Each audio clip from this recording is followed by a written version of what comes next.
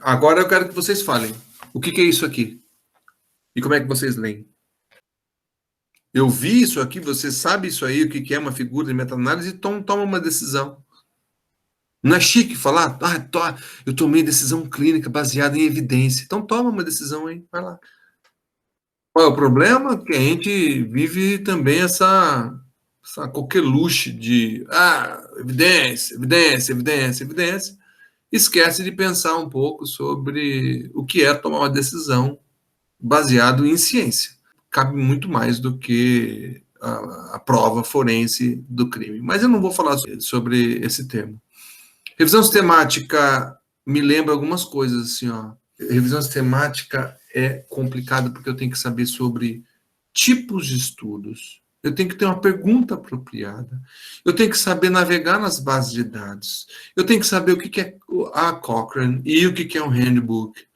Eu tenho que saber o que são os desfechos e quais são os desfechos primários.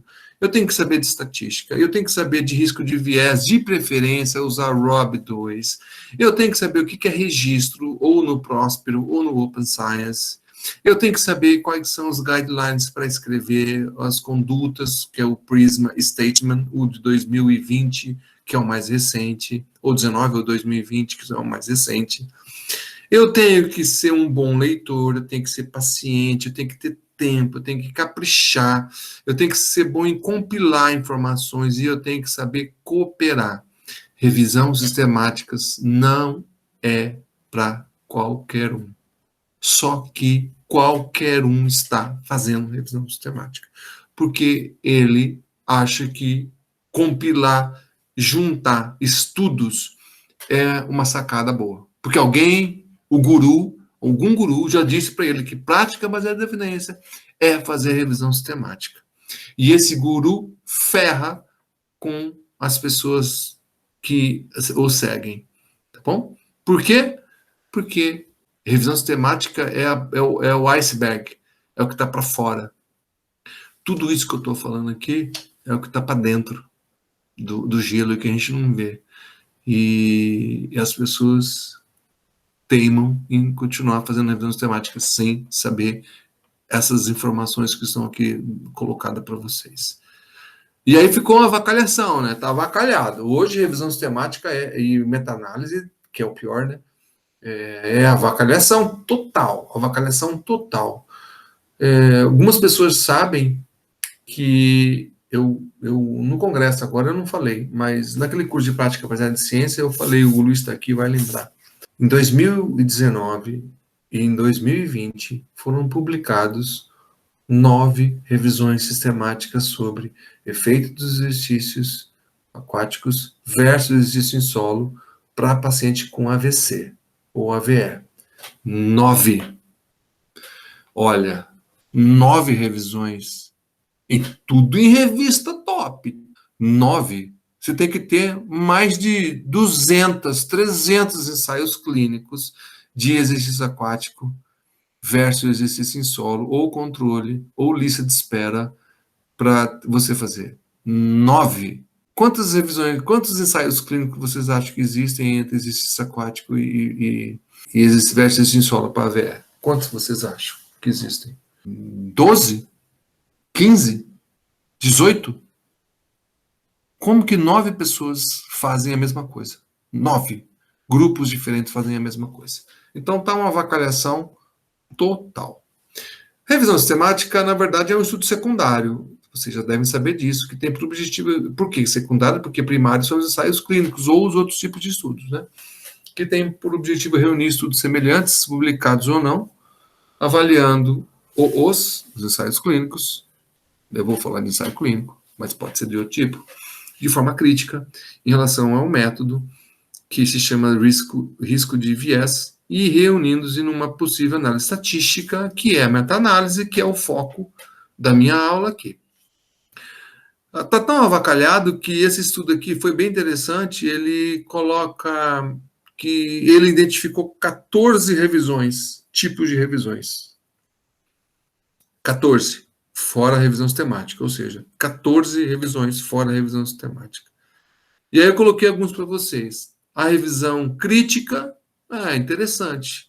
Às vezes uma revisão crítica bem fundamentada, uma revisão interessante. Aí tem a revisão de literatura, aqui já é mais narrativo, os dois são conceituais e narrativo. A revisão de MAP, ou Mapping Review, eu confesso que eu não sei o que é esse MAP, não tenho a menor ideia do que seja, e olha a definição aí, map out, na verdade, organizar e categorizar a literatura existente a partir de um grupo de revisões ou estudos primários por identificar os gaps na research literature ou na literatura. Meu Deus, não tenho a menor noção. A minha pergunta é: isso não se faz com revisão sistemática? Precisa ter um outro nome? Por quê? Scoping já tem mais estrutura, já tem mais corpo, inclusive já tem prisma de scoping. É interessante tudo. Mas, se você olhar a definição, a descrição aqui, eu não consigo entender por que as pessoas. Existe isso aqui. Aí tem a umbrella, né? Legal, guarda-chuva. Aí você coloca tudo, documento, tudo.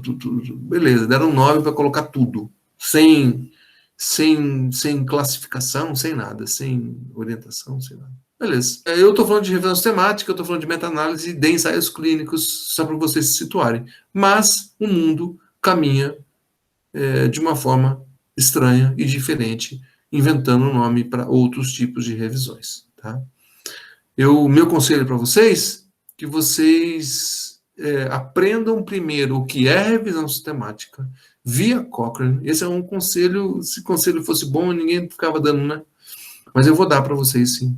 Eu quero aprender revisão sistemática, eu quero sair do zero. Abra o livro do handbook da Cochrane. Começa lá. Tanto que eu coloquei também para vocês aqui o site, o link para vocês acessarem. Aí, recentemente, eu quero que vocês leiam isso aqui, né? Eu achei nesse artigo aqui, nessa revista e tal. Efeito do... Eu estudo Pilates, né? Eu estudei, agora não estudo mais. E dor lombar também, né? Dor lombar não, ainda não me encheu o saco, mas está me enchendo bastante também. Já quero mudar um pouco, porque é muita gente chata. E aí, a revisão integrativa, eu falei assim, uau, vamos ler, né? Olha só o que é revisão integrativa, que eu não sabia. Vou aprender o que é. É mais abrangente abordagem metodológica relacionada às revisões. Bom, abrangente em que sentido? Que inclui pesquisas experimentais e não experimentais. Uau! Então, comparar laranja com morango. É isso. E dizer que laranja com morango, eles são comparáveis. Eu não sabia que dá para comparar laranja com morango. Eu não comparo, mas a integrativa compara. Além disso, essa revisão emerge como uma metodologia que possibilita a síntese do conhecimento. Uau! Eu acho que síntese do conhecimento quer dizer que você vai se tornar mais inteligente. Deve ser isso. E a incorporação da aplicabilidade de resultados de estudos significativos na prática. Aí, me apaixonei. Isso é isso que o mundo precisa. Não precisa mais de revisão sistemática nem de Cochrane. Precisa de revisão integrativa.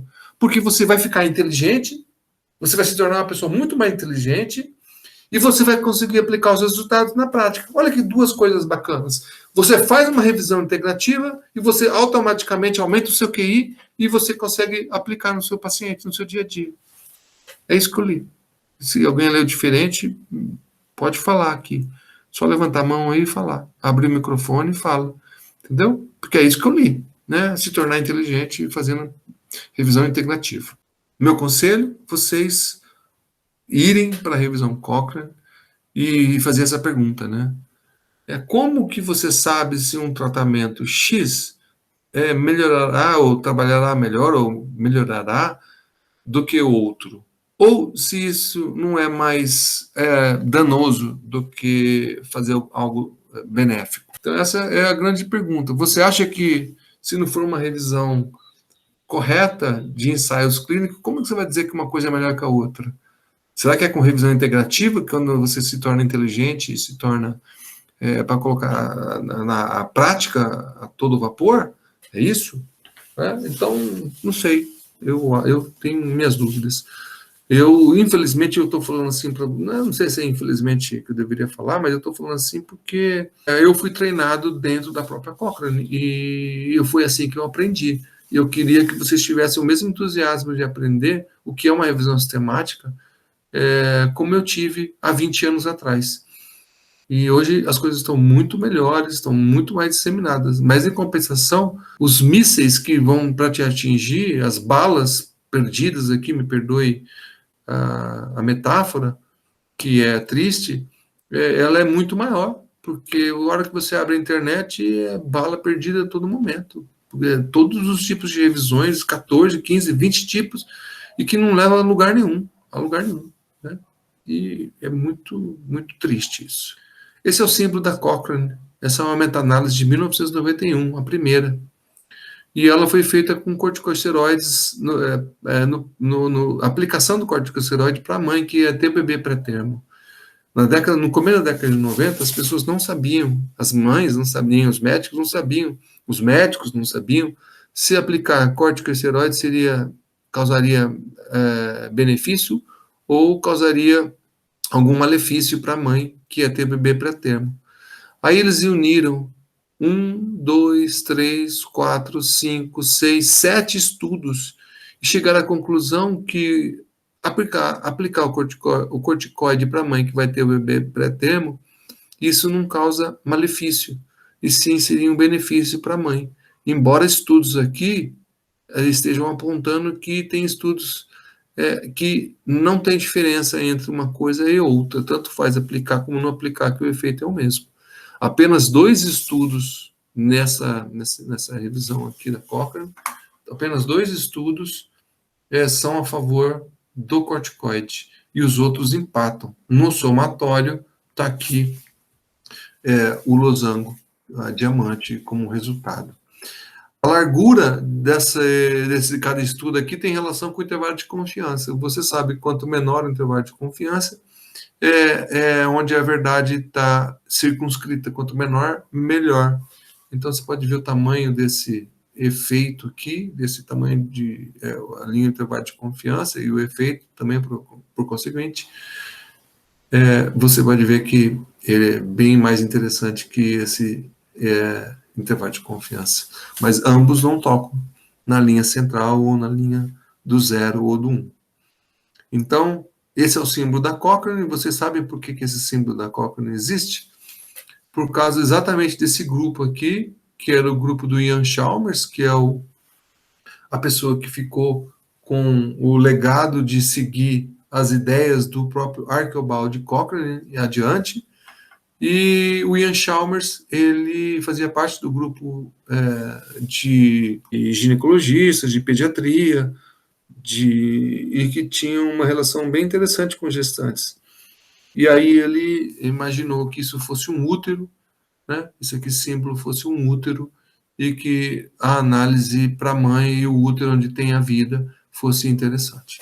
Bom, então isso é a razão desse símbolo ser dessa maneira. Muito bem, você tem como treinar, como eu falei anteriormente, se você quer aprender, fazer revisão, aprenda na Cochrane no Handbook. E aqui está o link para vocês, que eu já coloquei no chat no começo da aula. Outra coisa que eu falei para vocês baixarem é o Revman, e vocês no Revman, vocês terem essa oportunidade de também ler o Handbook aqui, né? Colocar o Handbook, ler o Handbook aqui, nesse 5.4.1, como também fazer a própria revisão e a meta-análise. Aqui é um software gratuito que você consegue fazer a meta-análise. Bom, meta-análise. Quais são as razões para se realizar a meta-análise? Eu quero aumentar o poder é a chance, né, de detectar uma real diferença estatística, se houver. Aumentar a precisão, responder a perguntas ainda que não foram respondidas nos estudos individuais, e direcionar as controvérsias que possam surgir em relação aos estudos, ou gerar novas hipóteses. Então, para isso que você vai fazer meta-análise. Qual é o problema? Que se estão misturando laranja, morango e manga no mesma meta-análise. Isso, uma meta-análise mal feita é muito mais danosa para tomar decisão do que uma meta-análise correta. Então, você precisa tomar muito cuidado para o que você está lendo. E eu, como eu falei para a Manu, falei que mais de 90% das meta-análises tem erros. Em fisioterapia, você fica com muito pouco para você tomar decisão com as meta-análises. Só que ninguém toca nesse assunto. E as pessoas estão lendo, estão tomando decisões, estão falando as coisas, mas não sabem disso. E voltando para a estatística, para a meta-análise em específico, você tem aqui, ó, as variáveis geradoras de dados, que ela pode ser categóricas ou numéricas, na primeira aula lá que eu dei para vocês, e ela pode ser categórica ou numérica. Bom, a diferença entre aquelas duas meta-análises que eu mostrei é que uma é apresentada em odds ratio, de Peto é um matemático britânico, odds ratio, e a segunda meta-análise é apresentada a diferença da média padronizada, ou, em outras palavras, em effect size. Então, a diferença entre a primeira e a segunda meta-análise é que a primeira, que a variável ela era categórica, era sobrevida, ou morte, quantas pessoas morriam após a revascularização do miocárdio, via cálculo do odds ratio, e as pessoas, na segunda, era sobre o efeito do exercício na osteoartrite de joelho, se não me engano, e aqui lá era utilizada a diferença da média padronizada ou o tamanho do efeito. Os princípios da meta-análise são a priori, óbvio, de muito simplista aqui, eu teria 4 horas para falar dos princípios matemáticos da meta-análise, mas isso não vai adiantar nada, não, ficar falando para vocês. Mas vocês têm que saber minimamente essas diferenças, que a primeira é calculado para cada estudo, quando você coloca lá tanto a variável categórica, o valor da variável categórica, quanto o valor da variável numérica, ele vai calculando estudo a estudo. Primeiro vai vendo efeito por efeito, vai vendo estudo por estudo. E depois ele vai fazendo uma somatória. Num segundo momento, ele faz uma somatória, uma estimativa de efeito, que é calculado como a média ponderada da intervenção em relação aos estudos individuais. Se vocês soubessem de fato como é feita a meta-análise, matematicamente, vocês não iam cair mais no conto do vigário que é contado para vocês, que é dado e mostrado para vocês. Aí, uma vez que você identifica a natureza do dado, se é categórico ou se é numérico, fica estabelecido qual é a medida de efeito que deve ser calculada. E a definir esse modelo de análise, você tem 2 tipos de efeito: o efeito fixo ou o efeito aleatório. Isso vai depender da heterogeneidade que existe entre os estudos.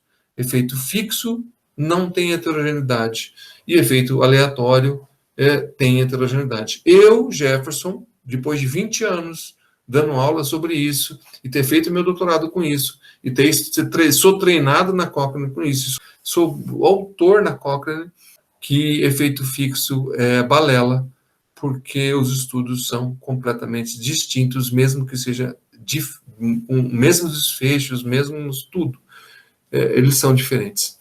É uma balela usar efeito fixo, é um erro usar efeito fixo. Se a meta-análise vem com efeito fixo, eu já dou um passo atrás, ou eu paro de ler, ou eu dou um passo atrás, tá?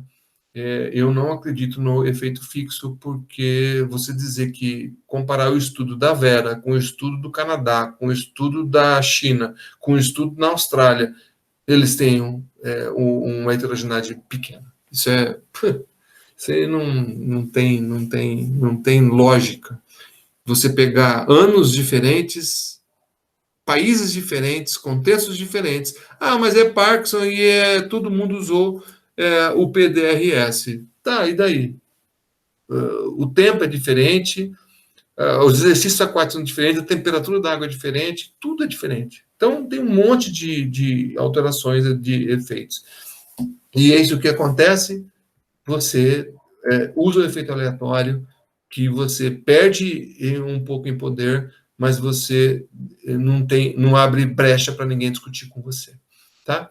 Então, os princípios, o efeito fixo, ele se baseia nessa suposição matemática que existe um único verdadeiro efeito no tratamento, que não é verdade isso, comum entre os estudos, e que as diferenças entre as estimativas dos efeitos dos estudos são atribuídas meramente ao acaso. É um modelo simplista.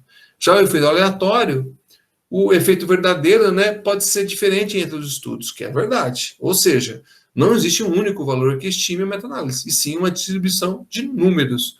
Essa distribuição é feita via tamanho de efeito. A heterogeneidade, ela está presente em qualquer meta-análise e ela tem... os estudos precisam ser homogêneos, mas eles não vão ser homogêneos. Vocês têm que convir que estudos feitos em países diferentes, e com anos diferentes, e com condições diferentes, e com regulação de saúde diferente, que esse é o principal, um dos pontos que eu bato na tecla, na regulamentação do sistema de saúde nos países, eles são completamente distintos, você vai entender que os critérios de inclusão dos pacientes foram diferentes, as técnicas de intervenções de doses são diferentes, os dados de evolução medidos, eles são diferentes, e o tempo de segmento também. É óbvio que a gente tenta ser parcimônio, ter uma parcimônia para colocar tudo isso melhor, arrumadinho, né? Todo mundo está estudando Parkinson, todo mundo está estudando as 12 semanas, todo mundo está usando o PDRS, todo mundo usa o IAR, todo mundo. Mas ainda tem heterogeneidade que é difícil de você captar dentro de um próprio texto. Voltando para a revisão sistemática aqui, você tem... primeiro você tem que ler a revisão.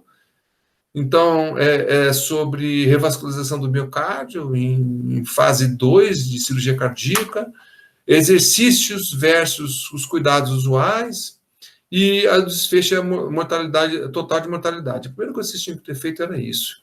Então, eu vejo que eu tenho 1, 2, 3, 4, 5, 6, 7, 8, 9, 10, uns 12 estudos. Então, estou dizendo o seguinte: Anderson, 46 receberam o exercício, 4 morreram.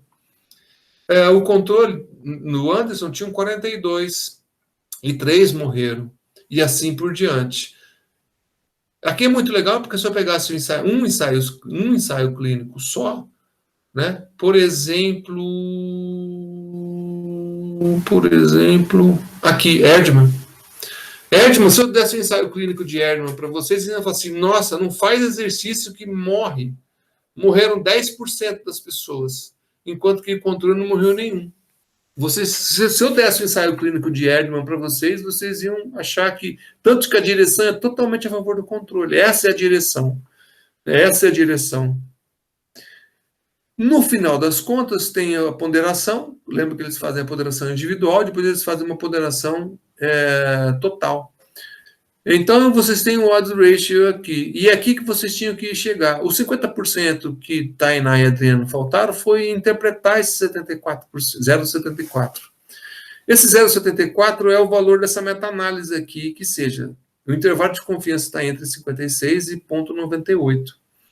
Esse 74 quer dizer que ele está lendo aqui, ó, dos 1.297 pessoas que fizeram tratamento com exercício para revascularização do miocárdio, 93 sobreviveram. No controle, de 1.285, 122 morreram.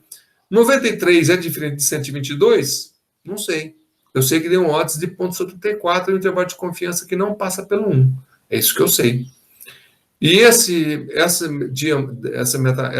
diamante não encosta no 1, porque ele, está faltando ainda, tem um espaço no intervalo de confiança.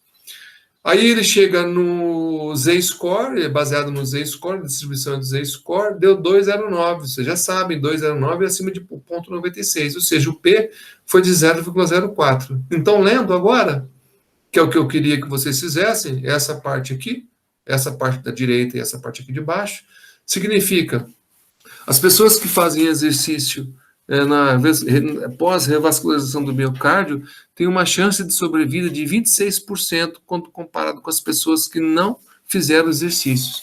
26%, de onde que veio, Jefferson? 26% veio que falta para 1. Odds ratio menor que 1 quer dizer proteção. Odds ratio menor que 1 quer dizer proteção. E está a favor do exercício. Ou seja, 26%, vocês acham que 26% é interessante de sobrevida a mais? Eu acho que sim.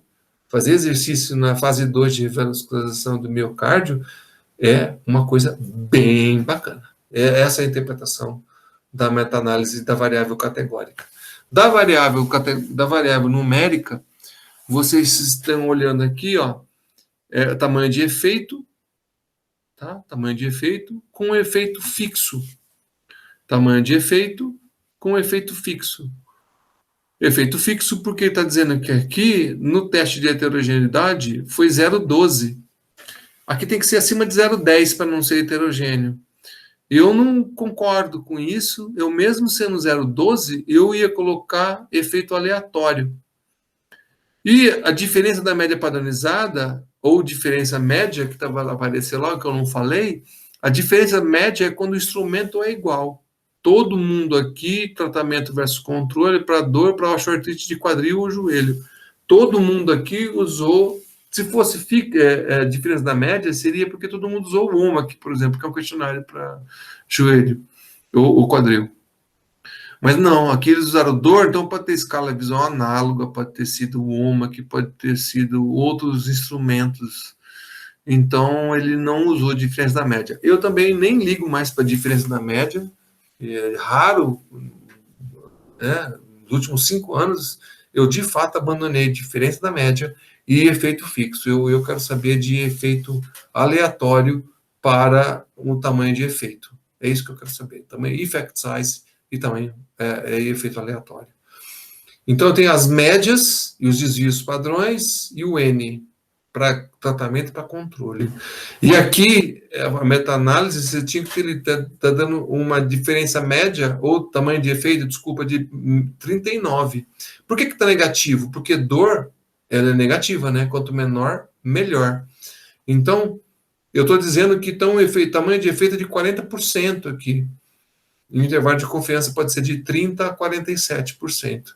Então, tamanho de efeito é 39%. 39% quer dizer que a chance de eu ter um efeito do exercício na redução da dor é de 40%.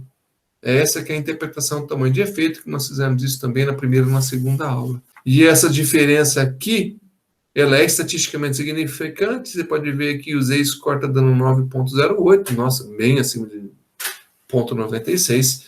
Então, olha só o valor da significância, que ou a significância. Tá? Então, as médias e assim. Era isso que eu queria que vocês lessem. Não era difícil, né? Espero que não. Agora vocês são mais sábios para isso. Sobre revisões, eu quero dizer o seguinte sobre revisões e meta-análise para vocês. Tem esses 2 últimos slides em mente. Qual foi a pergunta que o autor quer dizer? Quais as bases de dados e os anos que foram investigados? Quais foram os delineamentos de estudos utilizados? Fiquem com aqueles que de fato separem os ensaios clínicos aleatórios dos não ensaios aleatórios. E mesmo quem são ensaios aleatórios, ele tem que ser passado por uma avaliação de risco, chamado risco de viés, e hoje se chama risco de viés 2, ou ROB2. Quais foram os desfechos primários? Se houve apresentação de meta-análise, se sim, se você compreendeu. Isso é uma coisa extremamente importante. Se você compreendeu, você vem para essas informações sobre meta-análise. Qual é a direção do efeito? Qual é o tamanho do efeito? Qual o efeito é consistente ao longo dos estudos? E qual é a força da evidência para o efeito encontrado? Isso, guardem, eu não coloquei aqui, é para o GRADE. Tem um sistema chamado GRADE, que fala sobre a força da evidência para ser encontrado. Então, eu tentei colaborar para que vocês, de fato, não se deixem enganar por mais sobre revisões sistemáticas e meta-análise. E qualquer dúvida...